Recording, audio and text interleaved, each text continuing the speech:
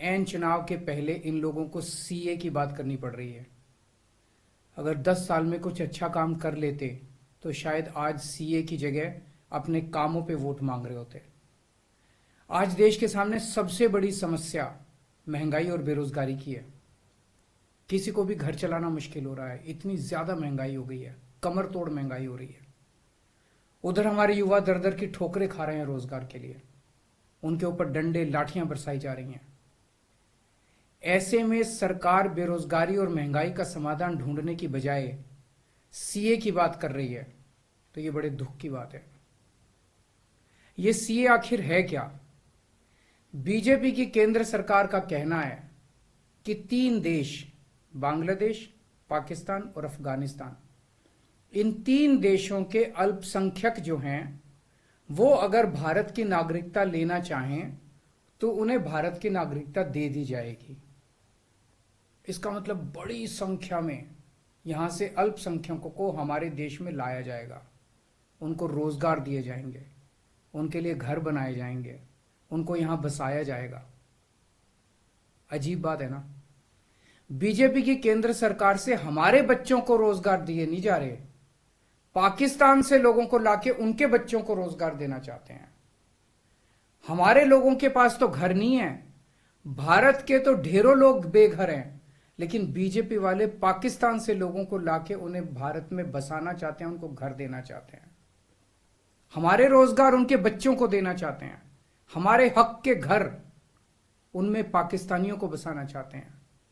भारत सरकार का जो सरकारी पैसा हमारे परिवार और देश के विकास पे खर्च होना चाहिए, वो पैसा पाकिस्तानियों को भारत में बसाने पे खर्च किया जाएगा।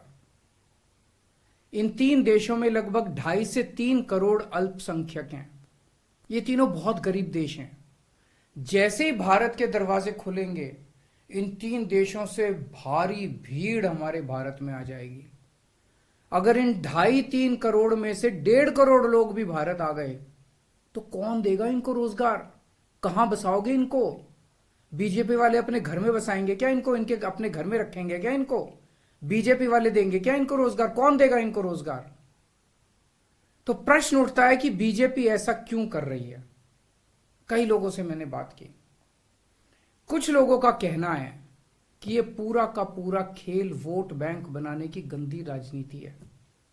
इन तीनों देशों से 1.5-2 करोड़ लोगों को अगर भारत ले आया गया और उनको चुन चुन के इस तरह से देश के अलग अलग भागों में बसाया गया, जिससे जहां जहां बीजेपी के वोट कम है वहां झुग्गियां डाल के अगर इन लोगों को वहां बसाया गया तो वहां बीजेपी का एक पक्का वोट बैंक तैयार हो जाएगा, बीजेपी के वोट बढ़ जाएंगे। और आने वाले इस चुनाव में तो नहीं, आने वाले भविष्य के चुनाव में बीजेपी को इससे बहुत बड़ा चुनावी फायदा मिल सकता है, ऐसा कुछ लोगों का कहना है। मुझे नहीं पता ये सच है कि गलत, लेकिन सबसे बड़ा प्रश्न है कि बीजेपी ये क्यों कर रही है। एक तरफ बीजेपी की हरियाणा सरकार हरियाणा के बच्चों को रोजगार देने में असमर्थ है। रोजगार के लिए हरियाणा सरकार अपने बच्चों को इजराइल भेज रही है। इजराइल में हम सब जानते हैं कि युद्ध चल रहा है, हमारे बच्चों को युद्ध में धकेला जा रहा है। अपने बच्चों को तो रोजगार है नहीं और पाकिस्तानियों को भारत लाके उनके बच्चों को रोजगार देना चाहते हो। मेरी तो यह बात बिल्कुल समझ से परे है। बीजेपी वाले पूरी दुनिया से बिल्कुल उल्टा चल रहे हैं। पूरी दुनिया में कोई भी देश अपने पड़ोसी देशों के गरीबों को अपने घर नहीं लाना चाहता। पड़ोसी देशों के लोगों को अपने देश में आने से रोकने के लिए पूरी दुनिया में हर देश तरह तरह के कानून बनाता है, बॉर्डर पे दीवारें लगाता है, बॉर्डर पे बिजली की तारें लगाई जाती हैं ताकि पड़ोसी देश का कोई भी व्यक्ति हमारे देश के अंदर ना आ सके। बीजेपी शायद अकेली पार्टी है पूरी दुनिया की जो पड़ोसी देश के गरीब लोगों को अपने देश में घुसाने के लिए दरवाजे खोल रही है, बिल्कुल उल्टा कर रही है। एक और बात है सोचने की, पिछले 10 सालों में 11 लाख से ज्यादा भारत के बड़े बड़े अमीर उद्योगपति और व्यापारी भारत छोड़ के चले गए। ये लोग भारत में फैक्ट्री चलाया करते थे, इंडस्ट्री चलाया करते थे, बड़े बड़े व्यापार किया करते थे, लाखों लोगों को नौकरी देते थे, रोजगार देते थे। ये बीजेपी की गलत नीतियों और उनके अत्याचार से तंग आके भारत छोड़ के चले गए। अगर बीजेपी को लाना ही है तो इन लोगों को वापस भारत लेके आओ ना, जो भारत छोड़ के चले गए। ये भारत आएंगे, इनके पास पैसा है, भारत में इन्वेस्ट करेंगे, नई नई फैक्ट्रियां खोलेंगे, नए नए व्यापार खोलेंगे, अपने बच्चों को रोजगार मिलेगा।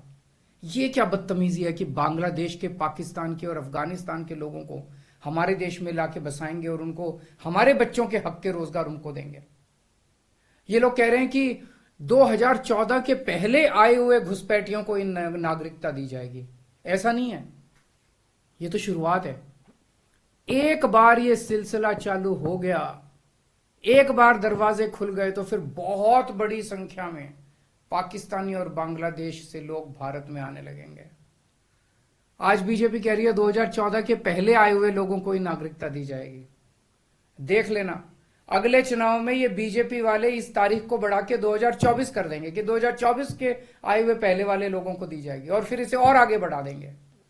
मोटी मोटी बात यह है कि पाकिस्तानियों और बांग्लादेशियों के लिए भारी संख्या में भारत आने के लिए बीजेपी सरकार ने दरवाजे खोल दिए।